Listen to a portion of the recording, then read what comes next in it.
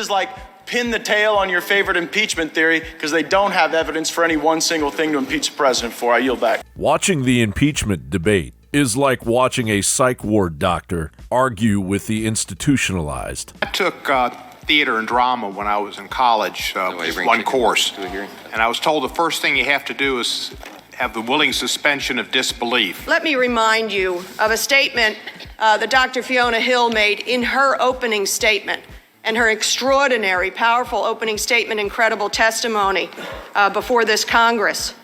She said, and I quote, "If the president or anyone else impedes or subverts the national security of the United States in order to further a domestic, political, or personal interests, that is more than worthy of your attention." The debate to formally introduce 2 articles of impeachment was every bit the clown show any average American came to expect after 3 years of burnout resulting from the Democrats' desperation to manufacture anything they could to oust the anti-globalist rhetoric of populist favorite President Trump, piling on more hubris and hypocrisy. We are blessed to live in a wonderful free country. An important thing that keeps us free is the Constitution of the United States and the generations of Americans who've defended that Constitution on the battlefield, in the courts, in the Congress.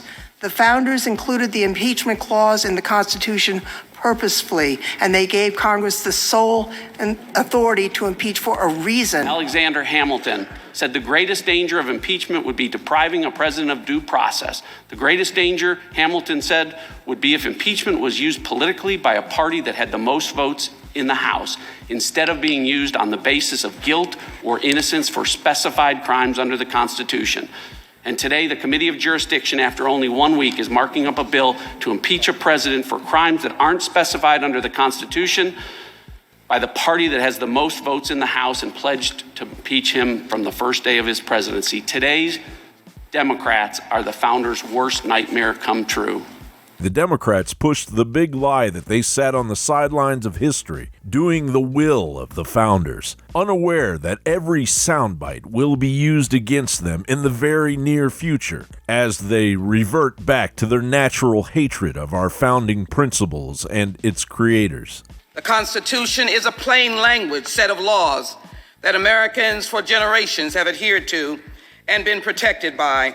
It is a list of crimes the framers feared and are forbidden actions not to be taken by our governors. I don't care if it's a George Washington statue or a Thomas Jefferson statue or a Robert E. Lee statue. They all need to come down. Meanwhile, the Republicans laid out the Democrats' crippling damage to our system for all with eyes to see and ears to hear. July 31st, 2016, the FBI opened the Trump-Russia investigation and spied on 4 American citizens associated with President Trump's campaign.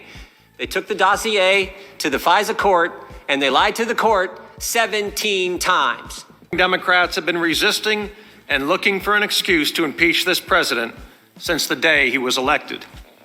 There were false charges that pro-Trump Russians had shut down the power grids in Vermont. A frivolous lawsuit was filed claiming voting machines were rigged in 3 states. More than 50 House Democrats boycotted President Trump's swearing-in ceremony, including the chairman of this committee. The Washington Post ran an article titled, "The Campaign to Impeach President Trump Has Begun," on January 17, 2017. Strangely enough, the article was posted at 12:19 p.m. while the inaugural ceremonies were still happening. But the most notorious example of corruption was Burisma, who just happened to have on his board of directors Hunter Biden. And they say, you know what, that's not proper to investigate that type of conduct because his father's a politician. That's what that's about. That's the corruption. That's the abuse of power that's going on.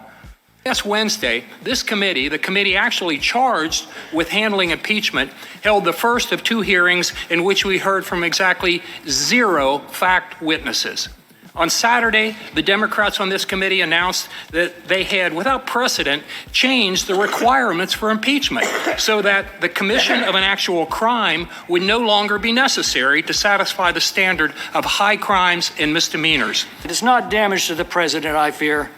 It is damage to the presidency, to the Congress, to the Constitution, the Bill of Rights, that the Democrats do today by establishing dangerous precedents and principles that are antithetical to the rule of law and the fundamental architecture of our Constitution.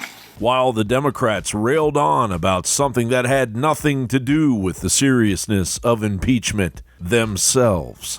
I come before you tonight as a descendant of slaves. Slaves who knew they would not make it, but dreamed and prayed that one day that I would make it.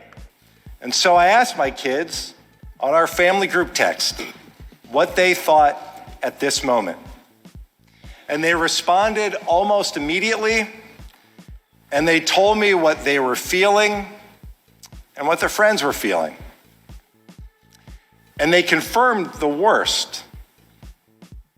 Their faith in our democracy is shaken. I never dreamed that I would be sitting here as a member of Congress. The only office I'd been elected to was school board in the small town where I live just outside of Philadelphia. When I was 5, my dad was the police chief of Algona, Iowa. Representative Correa even addressed Americans during an impeachment debate in Spanish with zero repercussions. Me ha mandado a Washington para trabajar con todos, demócratas y republicanos, para mejorar las vidas de nuestras comunidades. As expected, the Democrats circled around in their echo chamber, distorting facts and lecturing the American people for having the insolence to disagree with their madness. And it is irresponsible to label a constitutional process a coup. It is the responsibility of this committee to follow the Constitution.